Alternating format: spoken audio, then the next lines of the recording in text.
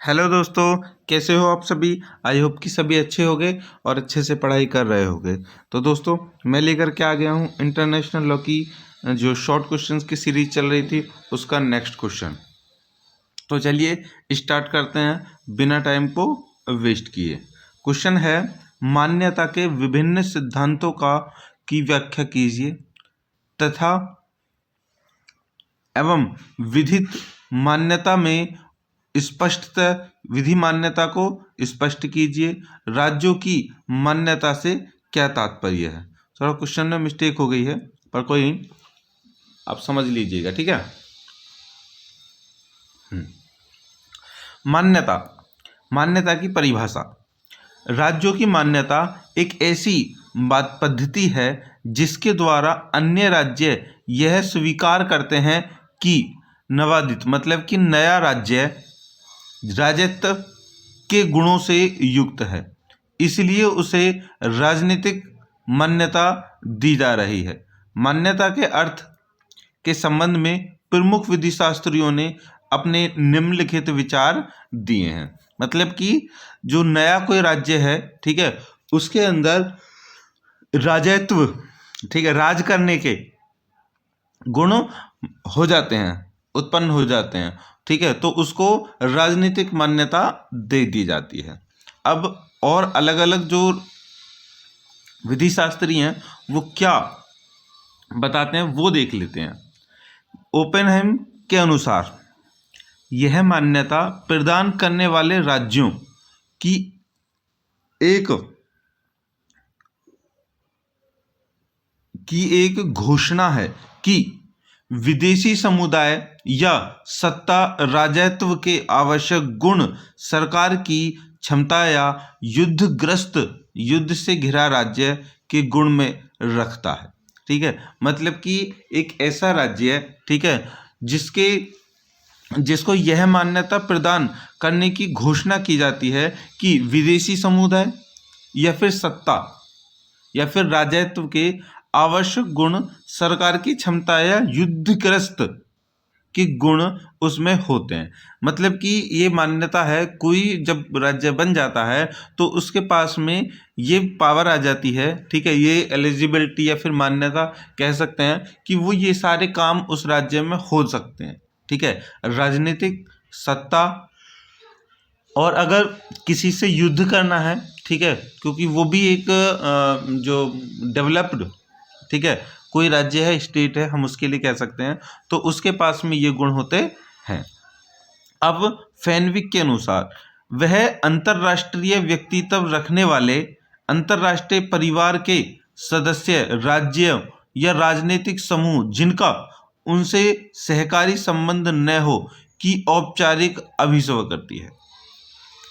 फेनविक कहते हैं कि वह अंतर्राष्ट्रीय, ठीक है, इंटरनेशनल जो व्यक्तित्व है, इंटरनेशनल वाली जो वो है पर्सनैलिटी है, उसको रखने वाले इंटरनेशनल फैमिली के सदस्य, ठीक है, स्टेट्स या पॉलिटिक्स राजनीतिक समूह जिनका उनसे सहकारी न होकर की औपचारिक अभिसव करती है। औपचारिक मतलब कि उनसे जुड़ा हुआ है लेकिन इस तरह से नहीं जुड़ा हुआ कि वो उनका ही है। औपचारिक है मतलब कि औपचारिकता मतलब कहते हैं कि हाँ भी ठीक है, नॉर्मली जुड़ा हुआ है, चलो ठीक है, कोई बात नहीं, बस इतना, बहुत अधिक नहीं। अंतर्राष्ट्रीय विधि के संस्थान।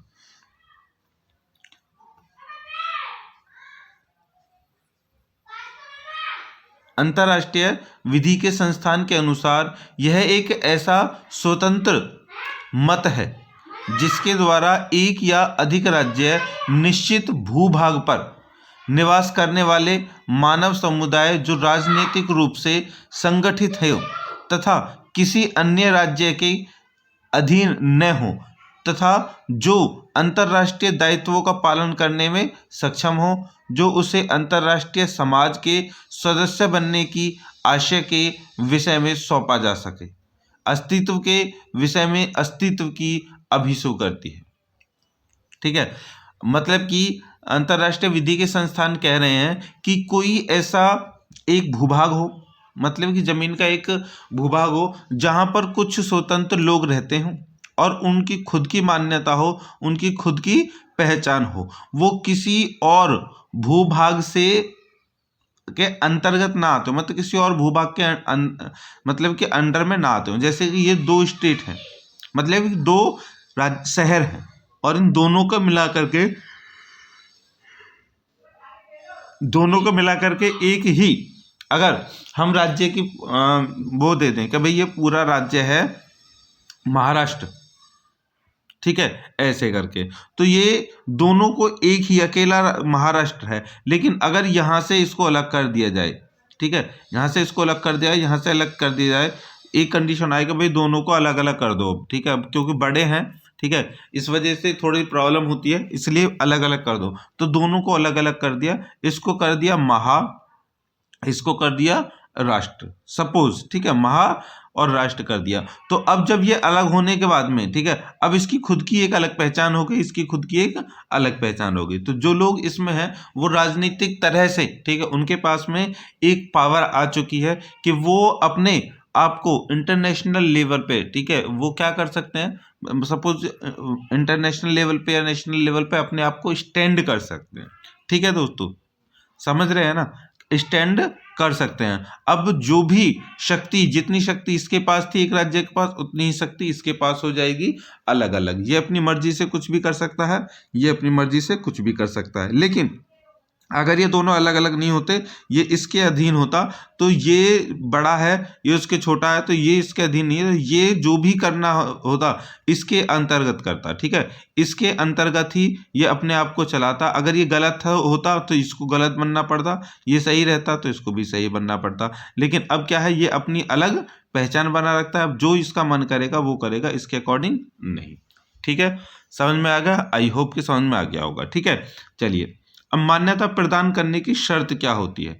नवोदित राज्य में, मतलब कि नए राज्य में राजत्व के संपूर्ण लक्षण विद्यमान होने चाहिए, जिससे कि वह अंतरराष्ट्रीय अधिकारों और कर्तव्यों को वहन कर सके। ठीक है, समझ में आ गया? मतलब कि जो नया राज्य कोई बने उसमें बहुत सारे मतलब संपूर्ण लक्षण विद्यमान होने चाहिए, उसमें लक्षण आ जाए जिससे कि वह अंतरराष्ट्रीय अधिकारों और कर्तव्यों का वहन कर सके।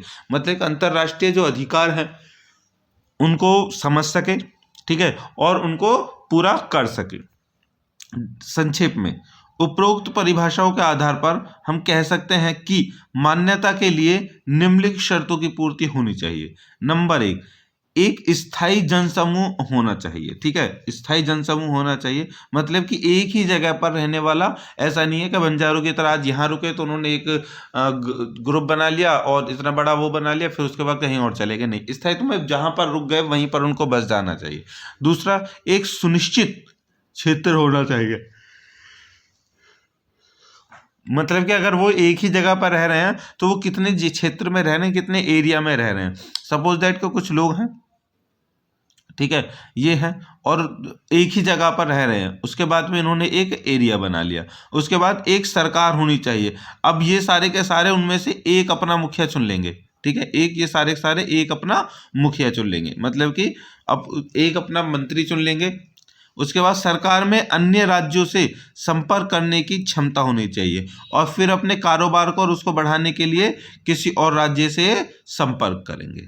ठीक है, इतनी भी क्षमता इनके अंदर होनी चाहिए। समझ में आ गया? उसके बाद है मान्यता के सिद्धांत।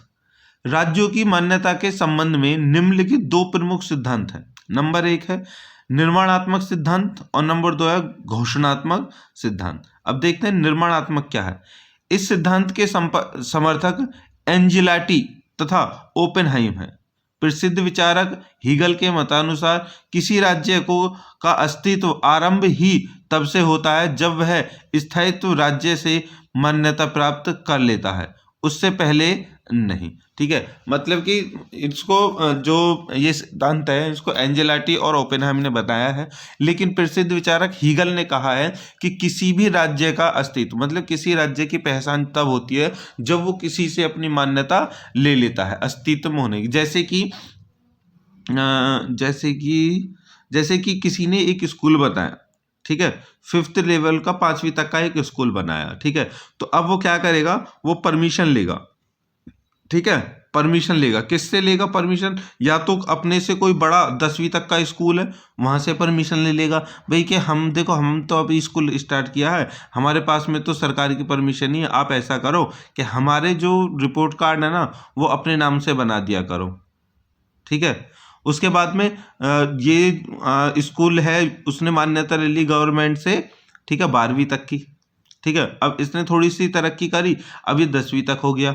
अब ये कह रहा भाई देखो 10वीं तक हम अपने स्कूल में बच्चों को तो पढ़ा लेंगे, लेकिन हमारे पास 10वीं की मान्यता नहीं है, आप ऐसा करो हमारे 10वीं के बच्चों को अपने से खुद से अटैच कर लो, पेपर हम उनको आपके यहाँ दिलवा लेंगे और आपके यहीं उनके पेपर हो जाएंगे, बस हम उनको पढ़ा लेंगे। तो अब ये क्या है, इसने क्या किया है कि अब छोटा राज्य है उसने दूसरे राज्य से, ठीक है, क्या कर लिया है, उसने मान्यता ले ली है, ठीक है, परमिशन ले ली है कुछ चीज़ों को फॉलो करने की जो अंतर्राष्ट्रीय लेवल पर चलती है, उनको मानने की इसने परमिशन ले ली, तभी ये अस्तित्व में आएगा, ठीक है। खुद से अगर ये कुछ भी करता रहे, अगर ये औरों से नहीं जुड़ता है, सपोज समझना ये बहुत इंपॉर्टेंट, नहीं जुड़ता है तो इसकी कोई भी वैल्यू नहीं रह जाएगी, ठीक है दोस्तों। अब इसी प्रकार एंजेलाटी का मत है कि कोई भी राज्य अंतरराष्ट्रीय विधि का विषय उस समय बनता है जब उससे मान्यता की संधि का प्रथम करार संपन्न होता है।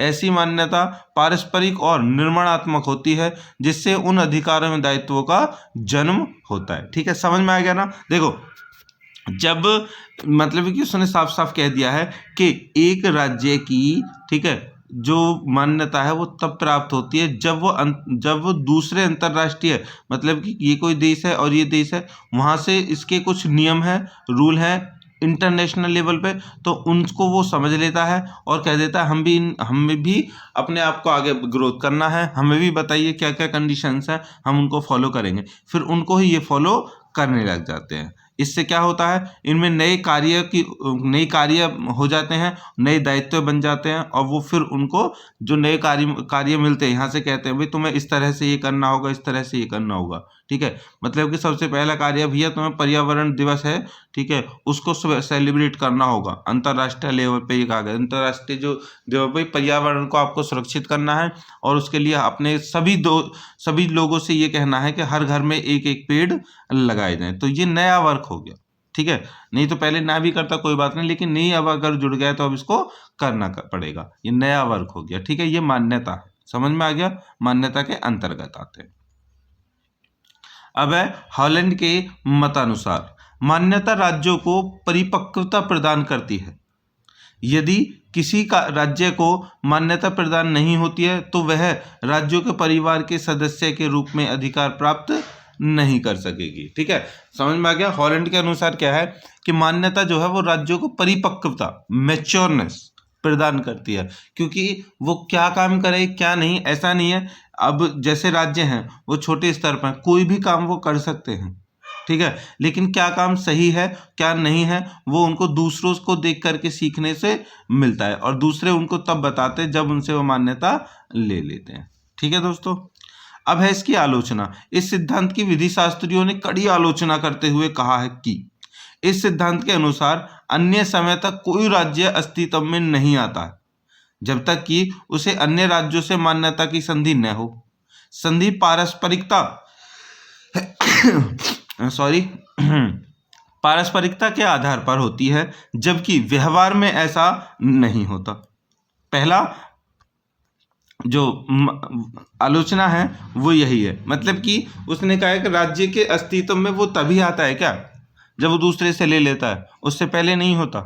राज्यों से मान्यता की अगर संधि ना हुई, ठीक है, तो संधि की पारस्परिकता के आधार पर होती है, जबकि व्यवहार तो में तो ऐसा होता नहीं है। मतलब कि उन्होंने कह दिया कि अगर उन्होंने ये भी कहा है कि एक राज्य है, ठीक है, ये बड़ा राज्य है, इसने उनसे नहीं ली है संधि, ठीक है, तो क्या अस्तित्व में नहीं है। उसके बाद भी कहता है, उससे कहने के बाद भी, ठीक है, ये जो इसका एक पारस्परिक आधार है, ठीक है, कि उससे संधि ले ली है, जबकि ये अपने व्यवहार में तो ऐसा नहीं होता है। उसने कह दिया भी हाँ तुम्हें ये करना है, ठीक है, तो वो पारस्परिक अधिकार उसके पास से मिल गया, चलो भाई ये तुम्हें उस आधार पर इन्हें दे दिया, लेकिन वो व्यवहार में नहीं आ पाता।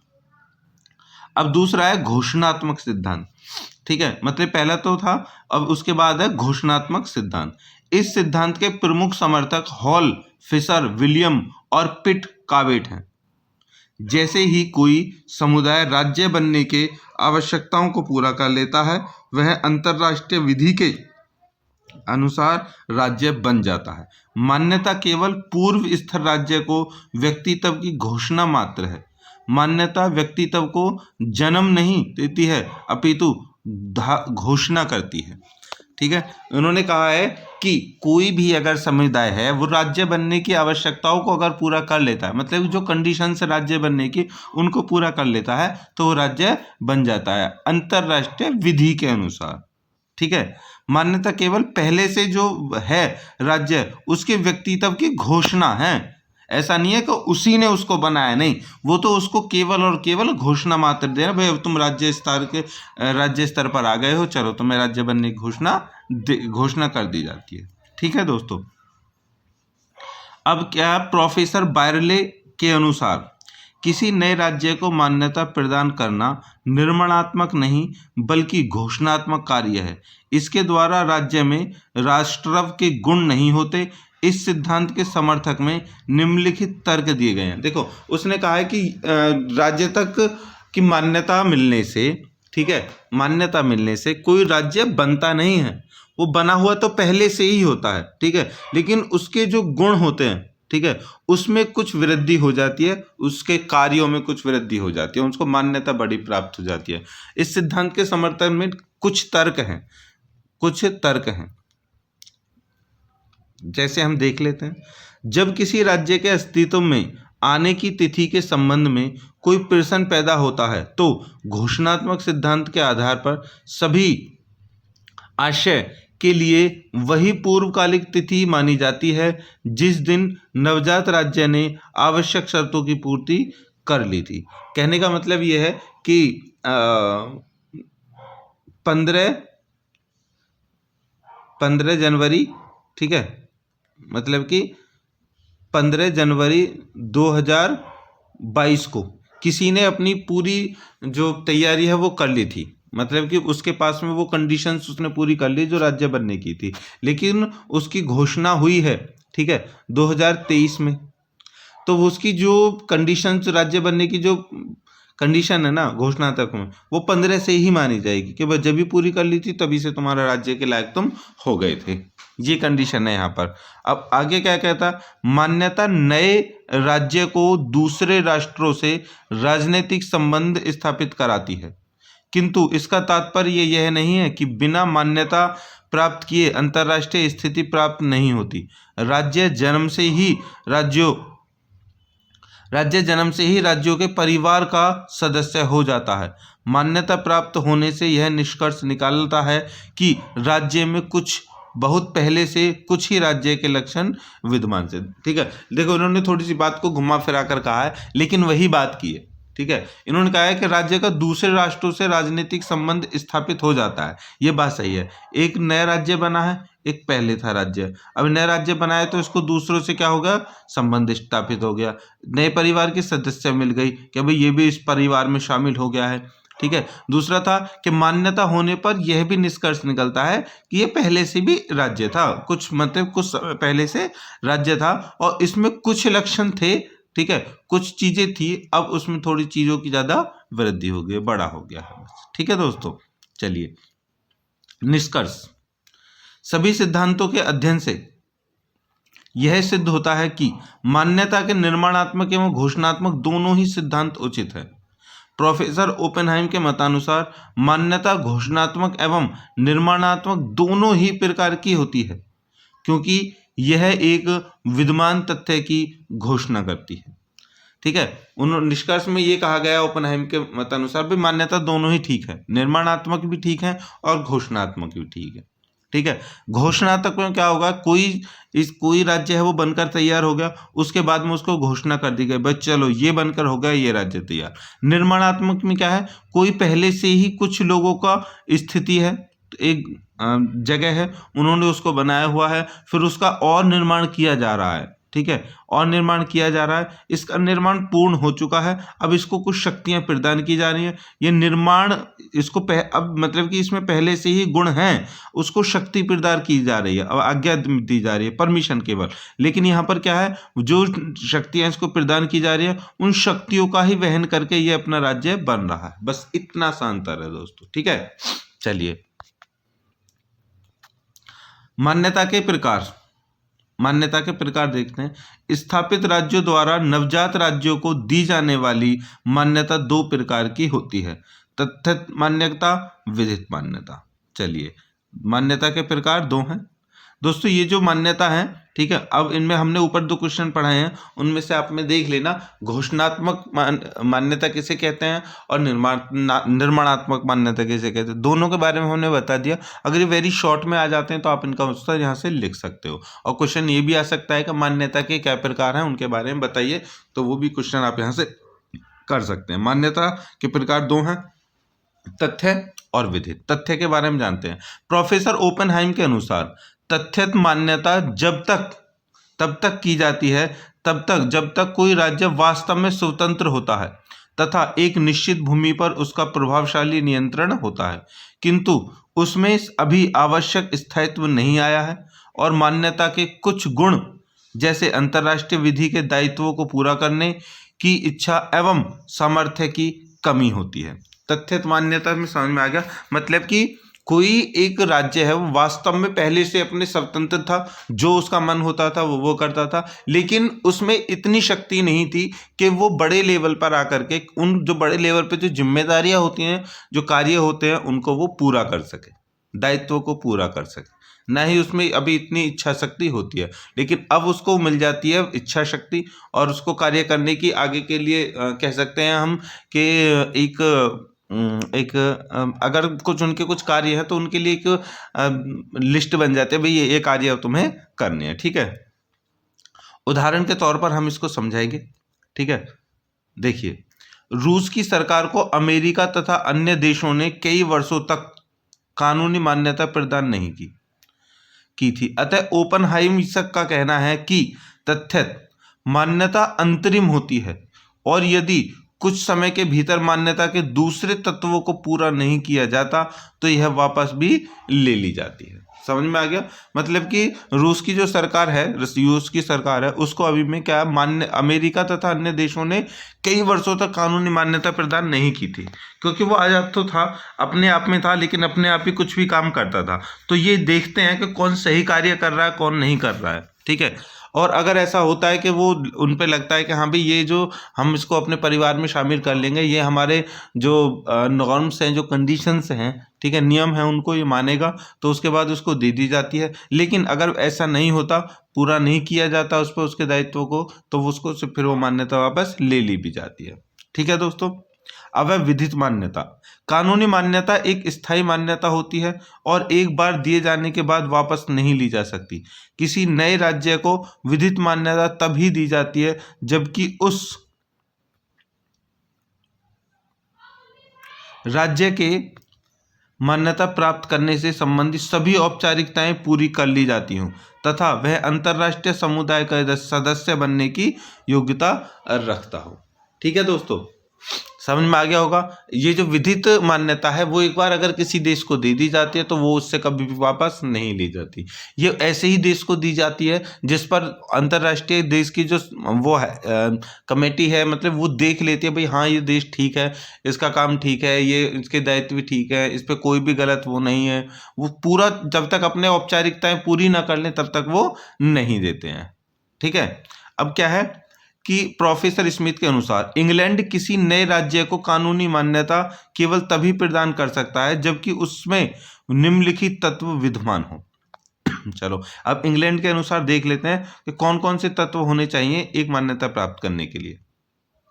नंबर 1, राज्य की सरकार को वहां की जनता का सामान्य समर्थन प्राप्त हो। दूसरा, सरकार अंतर्राष्ट्रीय दायित्वों को पूरा करने की इच्छा एवं सामर्थ्य रखता हो, मतलब कि उस राज्य में जिसकी सरकार है, जो वहाँ का पीएम है, प्रेसिडेंट है, जो भी है, वो उस पर पूर्ण जनता का भरोसा होना चाहिए। हाँ भाई, क्यों? क्योंकि जब अंतर्राष्ट्रीय लेवल पर जो मेन मुखिया होगा वो तो उनका प्रेसिडेंट या फिर भाई प्रधानमंत्री होगा, तो अंतर्राष्ट्रीय लेवल के जो दायित्व हैं, जो उनसे बातें करना है, जो मिलना है, वो तो प्रेसिडेंट करेगा, और वो वहाँ से उनसे कुछ ऑर्डर देंगे कि भाई तुम अपनी जनता से ये करवाओ, वो अपनी जनता से कहेगा कि तुम ये करो। अगर उसका पूरा समर्थन करती है जनता, तभी तो प्रधानमंत्री की बात मानेगी, वरना नहीं मानेगी। तो इससे क्या फायदा होगा?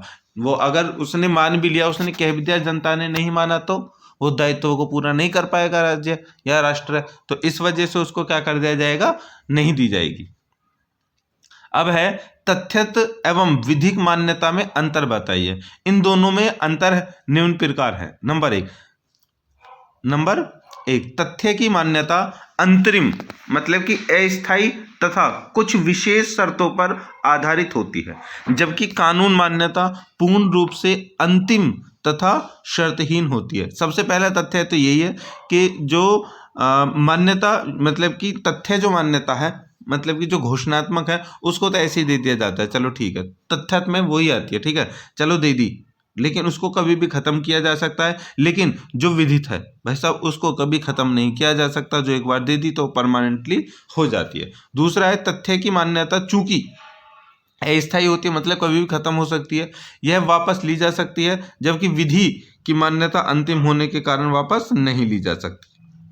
आगे है तथ्य की मान्यता राजनीतिक, न्यायिक तथा कूटनीतिक संबंधों को औपचारिक रूप से स्थापित नहीं करती, जबकि कानूनी मान्यता द्वारा कूटनीतिक संबंध औपचारिक रूप से स्थापित किए जाते हैं। इस कहने का मतलब है कि मान्यता मिलने के बाद में जो राजनयिक हैं, मतलब कि जो बड़े बड़े, जो उनके बड़े बड़े जो प्रेसिडेंट लोग हैं, बड़े मतलब कि प्रेसिडेंट या प्रधानमंत्री है, उनको वो कुछ करने के लिए दिशा निर्देश नहीं देती, वो उनको कानूनी तौर से देती है। ऐसे नहीं देती कि तुम ये कर सकते हो बिना कानून के, वो कानूनी तौर से उनको मान्यता देती है कि तुम अपने अपने कार्यों को इस तरह से निर्वहन कर सकते हो। प्रोफेसर ओपनहाइम के अनुसार जहां तक कि मान्यता प्रदान किए जाने वाले राज्य के आंतरिक विधायिनी तथा अन्य कार्यों का संबंध है, न्यायालय तथ्यत एवं विधित मान्यता में कोई अंतर नहीं मानते। अब इस बात का वो हो गया है, अभी तक जितनी भी बातें चल रही थी उसको ये कह दिया गया है कि तथ्यत हो या विधित हो, उसमें कोई अंतर नहीं है। ये किसने कहा है? न्यायालय ने।